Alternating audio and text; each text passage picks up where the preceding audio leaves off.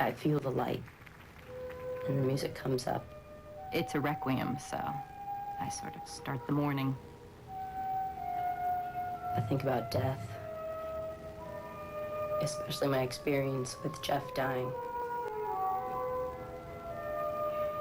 He was like my little brother. I mean, yeah, I was pretty close to him. And he left the company, went to Santa Fe, New Mexico, and died there in '94. A whole bunch of us went out to be with him. We were literally there in the room, and it was the most intense experience I've had with death. And it affected me a lot, and I think of him often and miss him a lot, and especially when I think of Musical Offering and when I dance it. Jeff's gift to me when he died, when we went down to see him off in New Mexico, was not to be afraid of death anymore. Of course, you know that my lover just passed away 4 months ago, died of AIDS. Chris, Jeff, Jim, Ernie. Every time we're dancing, especially Paul's works, I feel every bit of artist of Philip and Jeff and Chris with me. I feel like I'm with them, and they're my wings. They're lifting me up, they're taking me into the floor, they're helping me make all of the decisions that have to go during a performance. And the sad thing is, when the music stops, they go away, but they'll be there the next time. In Chris Gillis's case, he was visibly, getting weaker, and kept him dancing as long as he could. He had begun to choreograph, and he's very good.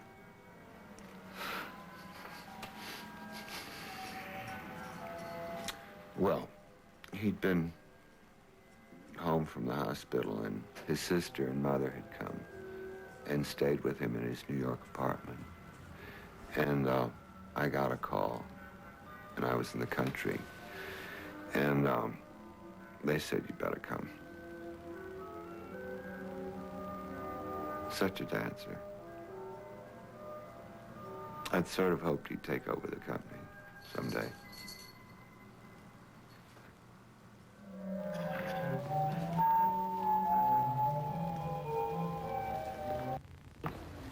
No music? No music at all? Go to CD, no? Why no music? Why? Why? No talent to sound at all.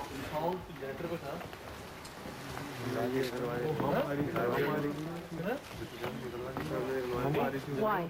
Generator चल रहा था generator सिरीपोर्ट generator सिरीपोर्ट का generator चलता रहा वो अभी जो जा रही हो ना तो वो साइड लगाया था ये साइड अरे तीनों खाली है इमरजेंसी लाइट ही नहीं हो रहा जनरेटर चालू नहीं है वो नहीं का बोले 6:30 बजे जनरेटर चलवा All sound is out. All sound. चलो करो ना कुछ क्या चालू नहीं है जनरेटर ऑन नहीं है Very well.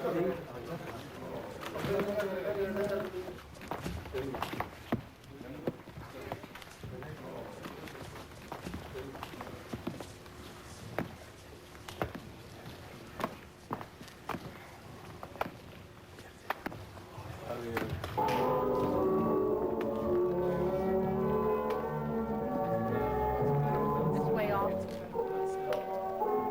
It's way off. Is it way off? I can't tell.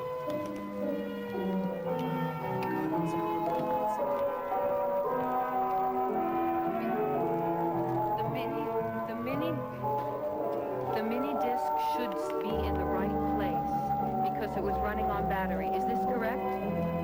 Good. The mini disc should be in the right place because of it is correct? Okay. The right place. Yeah, it's on. It's on battery. Oh, damn, I went right on time. It's on battery. It'll never die. That's why it's on battery, unless the batteries die. So cool. Yeah. They have almost perfect timing. Stand by on the blackout, Tony.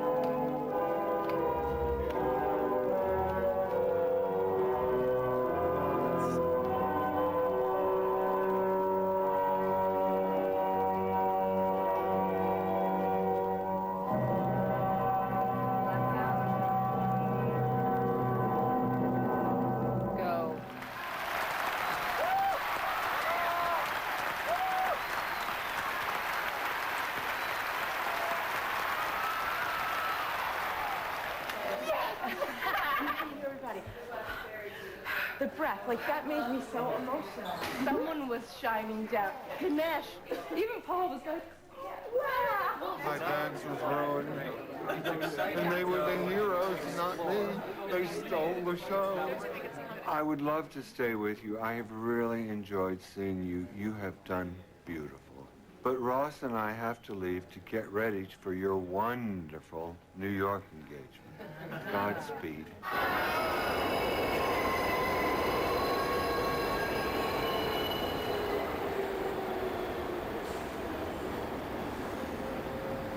Today is the first day back. We have a new piece that's going to be premiered, and there are a lot of changes happening at the present time. Any change that's not precipitated by knowledge of the change usually creates a lot of tension. So there's sort of an underlying feeling of uncertainty. I fired Jill. It just wasn't going to work. He called her. It was a 30-second phone call, and that was it. It was over. I told her right the day after she got back from the last tour. Yeah, so I didn't want to keep her waiting, or, you know, why prolong it. If she goes back out in the dance world, she's got to face 500 other women. So many. No You know, she was taken from the second company with expectations that she would improve. And it never happened. It just, you know, for 2 years, In the story, it's his company. He does what he wants. That's his ultimate response. I just didn't want to work with her. It wasn't, you know, like, interesting. Of all the choreography I've ever seen in my life, I love his the best. I respect him the utmost as an artist and what he's put out. I just can't respect what he's done as a person, so it left me in a kind of funny position. What am I going to do? Unfortunately, it's a part of the business. We've seen it happen a lot. So, I mean, professionally, there's a certain point where you have to get past it. But personally, yeah, it's sad. Coming in here, it's sad not having her around. I just known Jill for a long time, you know, and we've gone through a lot to get here. Jill's not with the company anymore, but Maureen is. Hopefully it's going to be a positive outcome. Everything will work towards a big, killer premiere. It's not about turning, it's about jamming on the brakes. Good. Oh, you did it. All right. She's really sidling into it.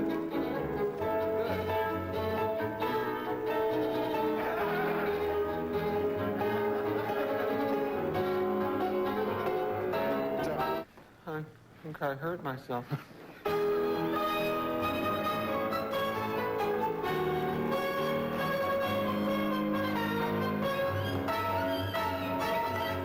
Three, 4, 5, 6, 7, 8.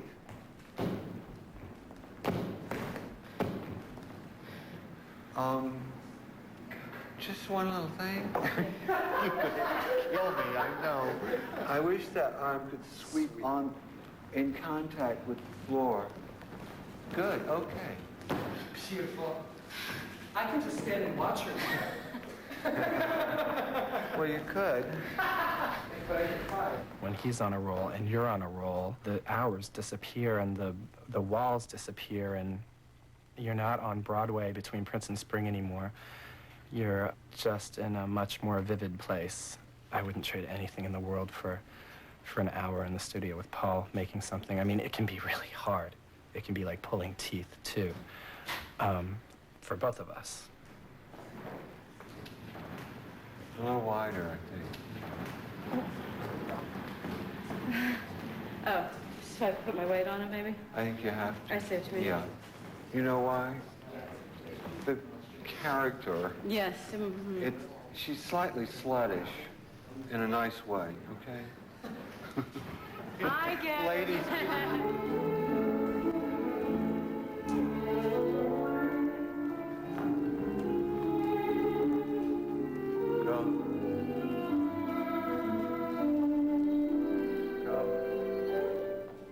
For me, it's an easy way to work, to have a motivation. She wants a man, and they're occupied. They're not interested, but... So, I mean, I think she's basically a good person. Doesn't mean she's a bad person, that she wants a man. She's still a good person. It's sometimes a little hard to get the dancers to do the depravity and the mayhem because they've never experienced it. And you sort of choreograph it into them instead of letting them express it through memories. Things like that. Paul likes to go to the edge in his life as well. We were performing in St. Helens, and Paul is really unhappy. I think he had a very unhappy love affair in Denmark with somebody who couldn't speak English, and he couldn't speak Danish. And Paul went into Liverpool to let life beat up on him. He was going to go to the edge, and if he lived, fine. If he died, fine, too. That was his kind of thinking. Oh, well, you know, I think we're here for a limited time, and that's it. And you better get used to the idea, you know? I don't find it all that horrible. It's the way nature works. But I would, you know, I like the idea that if there are any dances of mine that people want to do and keep doing, that's fine with me, and I've made some effort to see that that can happen. But it depends on them. That's what we're here for. We're here to support Paul in his artistic endeavors. That's what we're here for. New York City, you know, historically the dance capital of the world. It's probably the centerpiece of the entire year. Another way of framing it is, it's home. This is our home. This is what it's all about. We live here, our friends, our family. I'm here. It's what we gear up for all year. It's New York. It's the critics, which sucks. So it's very special on a personal and a professional level. But because of the expenses, we must go out and fundraise just to even have the New York season. Every place else in the world, this year, Brazil, India, China, you name it, we get fees for going there, and we come home and we're not broke. But in New York, there is no way we're going to even anywhere near break even. I mean, the thing for me around City Center, it's the only time that I get funders to actually see the company. So many of the corporate headquarters, foundation headquarters, are based here in New York City.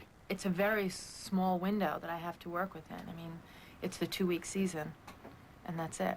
One of the areas that is particularly expensive, historically, is the use of live music.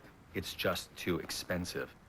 There are people today who just accept that you don't need live music, that you can go with tape. This feels like make-do. It's the norm, more than not these days. After a while, you begin to wonder, you know, how important it is to dance in New York City. We had pretty much made the decision to go to tape. By good fortune, I ran across this wonderful young orchestra who plays our things, as it turns out, better than anybody has ever played them. They're magnificent, and there are lots of them, and they're non-union.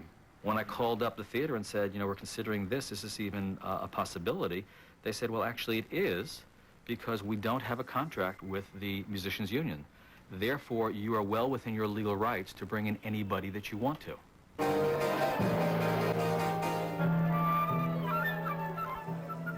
So everything seemed great until the union heard about it. And that's when the rocks started flying. I believe that unions were begun, you know, for the right reasons. I really do. And what's unfortunate is, in this instance, they're asking for 65% of our box office. There's something inherently wrong with the economics of that situation. I think I actually had already crossed that bridge that I was accepting of the tape music. But Paul's a risk taker. Paul, you know, really believes so strongly in this. This isn't just an artistic matter, this is a moral matter. It's wrong that we be prevented from dancing in New York because of finding an orchestra that's willing to do it for less money than a union orchestra. This is what they're proposing. Could you read that quickly? And Oh, just want to make sure that you're comfortable with that. If I sign all this, they promise not to pick it. You got it. I don't care if they can pick it. Let them pick it. Musicians united will never be defeated. Yeah. Musicians united. Because I'm backstage and there are pickers. Jennifer, Tipton, and Betty Dijon. They signed an agreement. Going forward, Taylor and Metamorphosis will be union. What I would hope is that we could resolve to sit down after the season and really address long-term the issues here without any preconceived notions as to what has to happen, and really sit down and have an open and free, constructive, creative dialogue to figure out what it's going to take to give Paul Taylor, to give artists like Paul Taylor what they need to create the work that they do. There are so few of them left these days, and it's getting harder and harder for the younger people to do what they do. And God, I mean, we are losing out. We are just, the clock's ticking, and there's so many people out there have such wonderful things to say, and they're not getting their opportunity. And that's a horrible situation, really horrible situation. Let's go put on a show. Channel 10, please. Right, touch more. Next. The pressure is to deliver. I mean, the pressure is to deliver something new. We're at 15 minutes. 15 minutes, please. It's a premiere. It's, you know, Paul's there to take a bow, and we have Jennifer Tipton lighting and Sandra Lacoste to work on the costumes. And For the first time ever in modern dance history, push-up bras. Lisa, we had a prior from the mirror. It's what I call scrape from the side. There was a role that I had to do. It was a big role. Comes to the rehearsal before the premiere performance in New York, and he comes up to you and he pulls you aside and he goes, "Yeah, it's just not working, and I don't know what to tell you." And I went to my dressing room and I cried. And then Patrick told me he was premiering a piece at Kennedy Center. After the rehearsal that day, Paul came up to him and pulled him aside and said, "It's just not working, and I'm afraid it's your fault." And I thought, that's what this bastard did. I get my energy, I think, from being afraid. Being afraid to choreograph, being afraid to fail. I don't see any kind of real fire. It looks like, you know, you've been told to do those steps. And I don't want to see choreography, for God's sake. There has to be always that intensity. I want to see expressive whole bodies. Because it is so intimate and you're revealing yourself so closely to somebody, sometimes that is turned against you. I hated that. I hated, oh, of course I thrived on it because I went to 12 years of Catholic school, so I was used to that. You have to watch it. It's easy to forget their side of the picture and just barge right ahead with what you think is art. These last songs, too tame. You pick up the knees and stand. Push it, if you can, a little more towards demonic Hades. If it's sweet, it's no good. I long ago decided if I get 60% of what I really want to see on stage, that's a damn good average. Ladies and gentlemen, we're at 5 minutes till Caldera. I wish I could enjoy these things. He actually put a new stick of gum in today. It's here. There it is. Moment we've been waiting for, you know? 5 minutes, please. It's exciting. I love the dance. Nervous. Every other performance after this will be compared in some way to this one. How are you? Oh, Lord. Out. Go. Curtain. Go. Music. Go.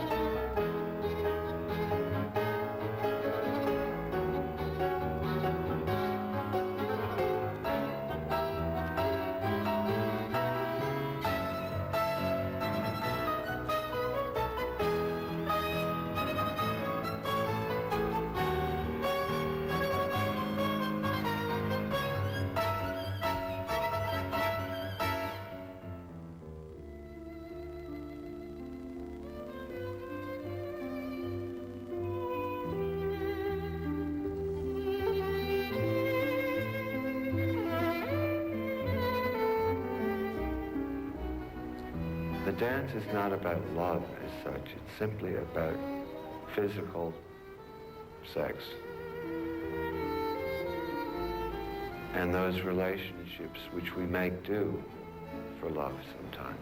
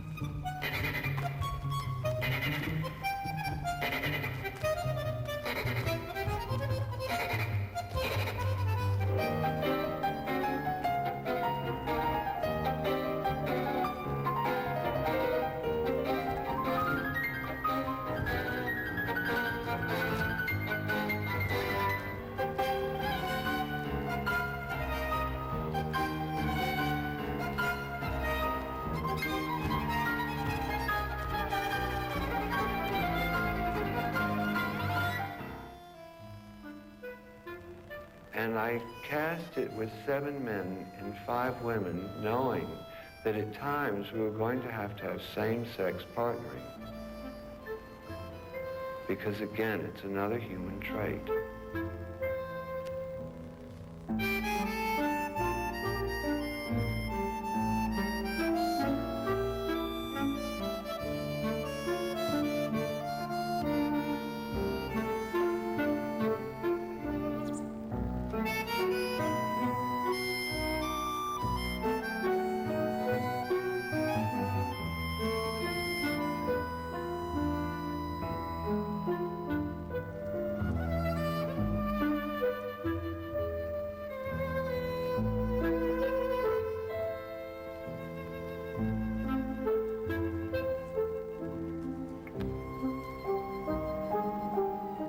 And I don't really have a message as such, but I am aware of the world we live in. And I watch people. I'm a watcher. I'm a terrible spy. I watch people move in their everyday lives and their gestures, which are so communicative. And those are so usable in a dance.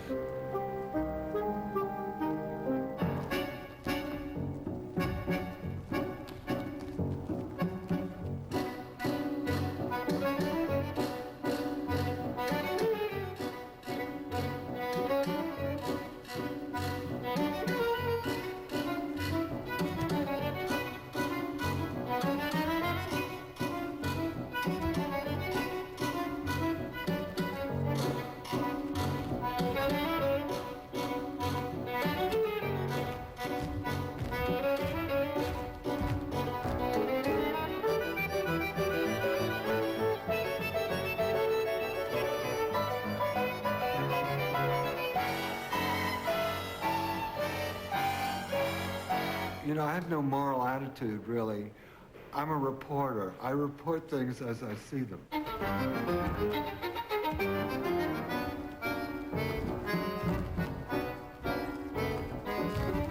One writer wrote, "Isn't it great to be alive in the time of Paul Taylor?"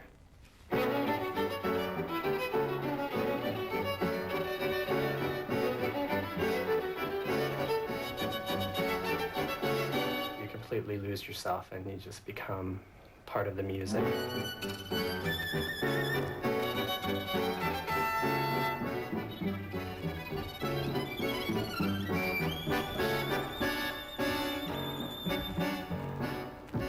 The American artist discovering what it is he was born to do.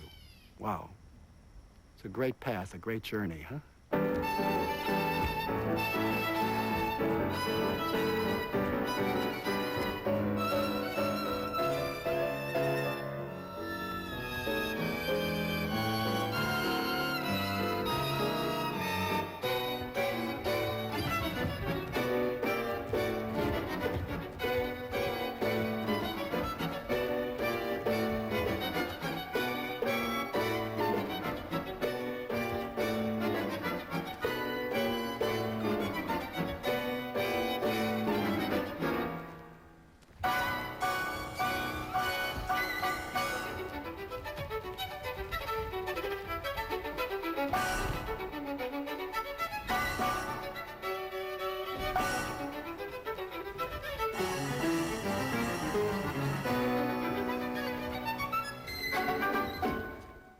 for life, dancing.